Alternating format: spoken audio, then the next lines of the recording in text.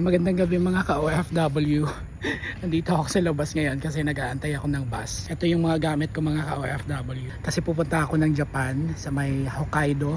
Alam nyo naman na lagi akong sumasakay ng bus at ang dami sa inyo nagko-comment bakit hindi nilang mag-taxi or mag-grab or merong bus na diretso. Pero kukwento ko sa inyo mamaya kasi andito yung bus natin. So andito na nga tayo sa loob ng bus ngayon mga ka-OFW. No? Sabi ko nga kanina, nung nakita nyo ako nagpunta ng China, sumakay din ako ng bus na ganito.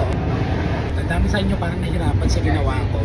So nagsuggest kayo na kung pwede namang mag-taxi or meron namang tawag nito, meron namang bus na diretso doon sa airport. Pero actually, hindi ko po alam talaga yung bus na papunta ng airport. Hindi ko rin na tawag ito na research nung mga nakarang araw. So alam niyo na, magiging eksena ngayon dadaan tayo ng Paya Bar na naman, ano? At hindi ko alam kung ano eksena doon. Kausapin ko kayo mamaya ulit pag nakarating na tayo ng terminal ng Changi Airport. Pagdating natin doon sa Terminal 4, diretso tayo kaagad doon sa may Cathay Pacific. Cathay Pacific kasi yung sasakyan natin. Okay, andito na tayo mga ka-OFW. Antayin ko lang yung ibang mga tao dito na makababa kasi lalaki ng mga bag namin.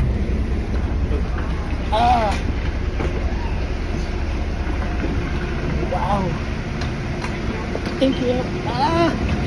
Grabe ang bigat. Ito problema sa akin kapag nagta-travel ako. Ang gusto ko sana travel light lang. Kaso hindi ko maiwasan talaga na magdala ng maraming gamit mga ka-OFW. Papasok tayo sa loob. Hanapin natin yung aisle 7. Ayun o. Tapos ang gagawin natin, mag-check-in tayo. Hindi ako nakapag self-check-in kanina. Kasi kaninang hapon ko lang natanggap yung aking visa. Kaya dito na tayo mag-check-in. Daming mga machine na pwede ka munang mag-self-check-in. Pag nakakuha ka na ng ano mo dito, bag tag, tapos air ticket, pwede mo nang ihulog yung mga bag mo doon. Check the luggage.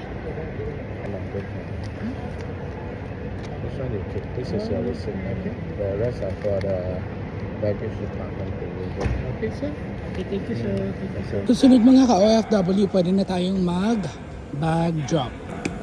Okay, pagkatapos nating ma-check-in yung ating luggage mga ka-OFW, didiretso na ako dito. Okay, ngayon mga ka-OFW, papunta tayo sa boarding gate natin. Medyo mahababang flight to mga ka-OFW kasi may layover ako sa Hong Kong, no? Tapos from Hong Kong to Sapporo, mga ano din yun, mga 5 hours. Tapos from Singapore to Hong Kong, mga 4 na oras mga ka-OFW. Kaya mahaba to flight na to at medyo hagad na rin ako ngayon. 1:50 AM kasi yung flight mga ka-OFW, kaya sobrang inaantok na ako ngayon.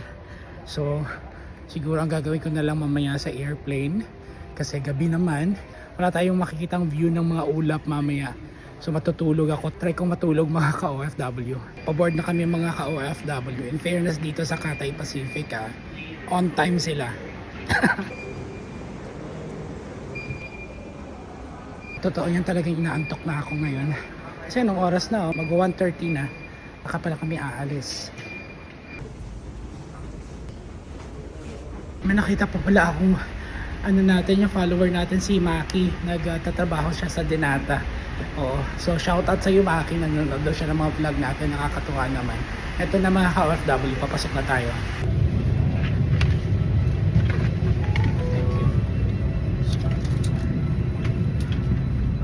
Medyo malayo tong atin, 74K.